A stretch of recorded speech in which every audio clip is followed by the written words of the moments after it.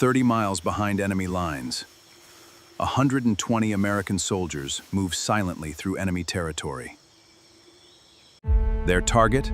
A death camp holding over 500 Allied POWs, survivors of the brutal Bataan Death March. Japanese guards held standing orders. If rescue seemed imminent, execute every single prisoner immediately. Against impossible odds, what followed became the most successful rescue raid in American military history.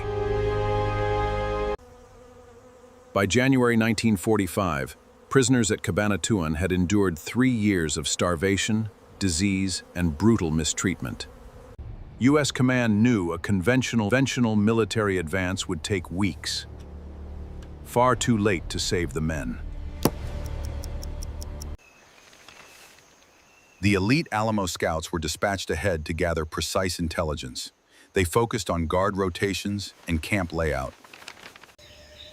Filipino guerrillas joined the force, bringing crucial knowledge of local terrain, enemy positions, and logistics. On the evening of January 30th, Rangers crawled the final mile across open fields on their stomachs. Every move was timed meticulously to avoid the sweeping searchlights from the camp's elevated towers. Filipino forces engaged hundreds of enemy troops, holding off a massive column and buying precious time. At 7:40 p.m., a U.S. P-61 night fighter roared low overhead, drawing every guard's attention skyward.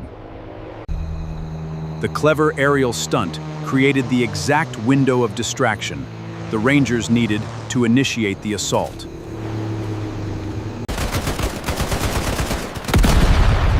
Within seconds, guard towers were neutralized and the main entrance was completely cleared.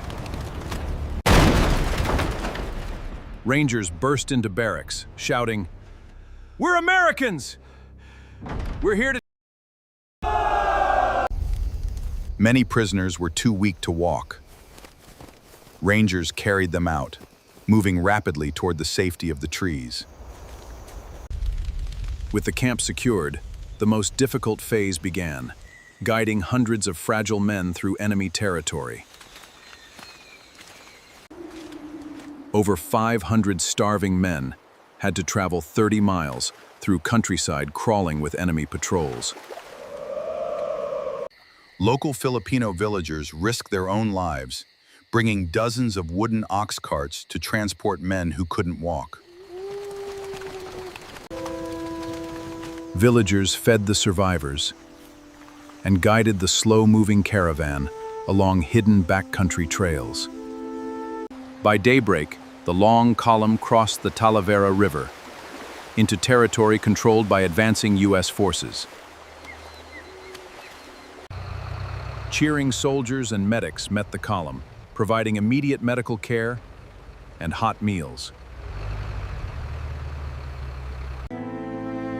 All 511 prisoners survived the rescue, brought back from the brink of execution.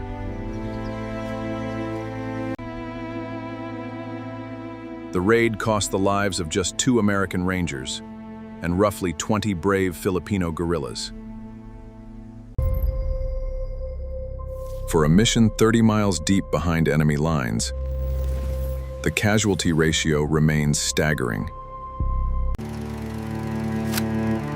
The news swept across America, bringing hope and inspiration to millions during the final months of World War II. The Great Raid proved what courage, precision planning, and true brotherhood could accomplish. Today, the raid at Cabanatuan is studied at West Point and elite special forces academies worldwide.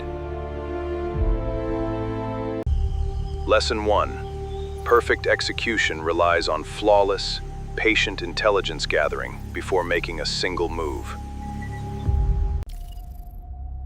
Lesson 2.